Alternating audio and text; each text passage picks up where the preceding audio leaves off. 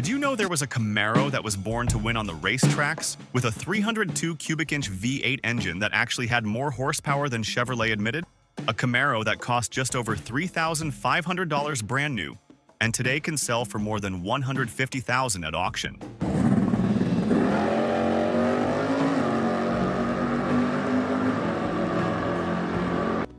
That car is the 1968 Camaro Z28. And today, we're going to explore its most surprising curiosities and the details that have made it one of the most admired muscle cars of all time.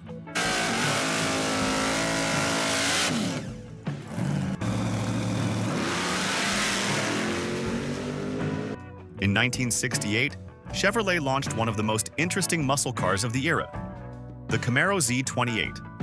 At first glance, it could look like any other Camaro, with the same sporty and aggressive lines that defined the pony car segment. But its purpose was very different. The Z28 wasn't just another trim level. It was created for one clear goal: to homologate the Camaro for competition in the Trans Am series, organized by the SCCA. The Trans Am was booming in the United States. Ford with the Mustang had already found great success, and Chevrolet needed a direct rival. That rival was the Z28, a car that combined the Camaro's design with an engine built specifically for the track. The name Z28 wasn't a flashy marketing invention. It was actually Chevrolet's internal code for optional performance packages. And this one brought something very special: a 302 cubic inch V8, roughly 4.9 liters. Officially, Chevrolet rated it at 290 horsepower, but in practice, that number was conservative. Stock Z28s could easily make 330 or even 350 horsepower. Chevrolet deliberately underrated the figures to comply with regulations and keep insurers happy, but everyone knew the car was stronger than advertised. That 302 engine was unique. It was built by combining the crankshaft from the 283 block with the cylinders of the 327.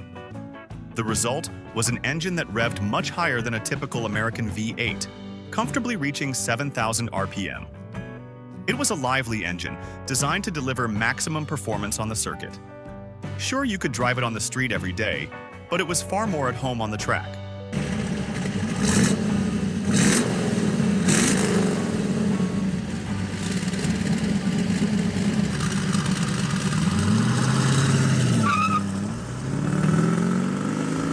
Another detail that made the Z28 stand out was that it came exclusively with a 4-speed Muncie manual transmission. No automatic option was available. Chevrolet knew this car wasn't for everyone. It was for people who wanted to row through the gears and use every bit of power. It also came with front disc brakes, something advanced at a time when many muscle cars were still using drums.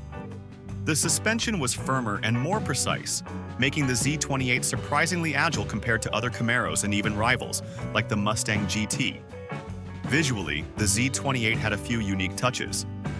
The most recognizable was the twin hood vents, a detail that gave it a more aggressive look. Still, it was easy to mistake a Z28 for a regular Camaro. That's why many consider it a kind of sleeper, a car that didn't shout its potential at first glance, but could easily outrun many sports cars of the day. You could also order it with the Rally Sport package, which added hidden headlights and some extra styling touches. A Z28 with the RS package is one of the most desirable combinations today because it mixes raw performance with extra style. Production numbers were low. In 1968, just over 7,200 Z28s were built. That's tiny compared to the hundreds of thousands of regular Camaros Chevrolet was selling. And that rarity is part of why the 68 Z28 is so valuable today. As for price, back in 1968, it cost around $3,500. Adjusted for inflation, that's about $30,000 today. In other words, for the price of a mid-size family sedan, you could buy a car with track-ready performance.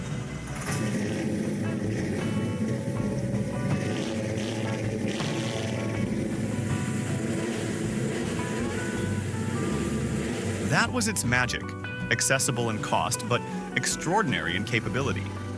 Now, if we look at today's prices, it's a very different story. A 1968 Z28. In fair condition, sells for around $50,000 to $60,000. Fully restored examples can go for $80,000 to $120,000. And if it's a matching numbers car, meaning it still has its original engine, with extras like the RS package and in exceptional condition, prices can easily exceed $150,000 at major auctions. Some have even sold for close to $170,000. One little-known detail is the speedometer.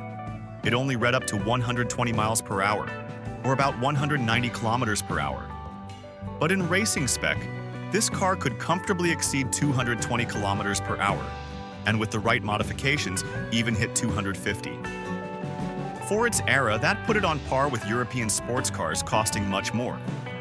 The Z28 wasn't just a street car. In the Trans Am series, it became a serious rival to the Mustang. Chevrolet proved it could go toe-to-toe with Ford, and that the Camaro wasn't just a pretty face, it was a real contender on the track. Many private racers chose the Z28 because it offered the perfect base, powerful, agile, and affordable compared to European alternatives. Another curiosity was the tires. By modern standards, they were narrow, which meant the car could slide more easily in corners. Far from being a flaw, that made the Z28 predictable and controllable for drivers pushing it hard. Today, many restorations swap in wider tires, which improves traction but changes the car's original character.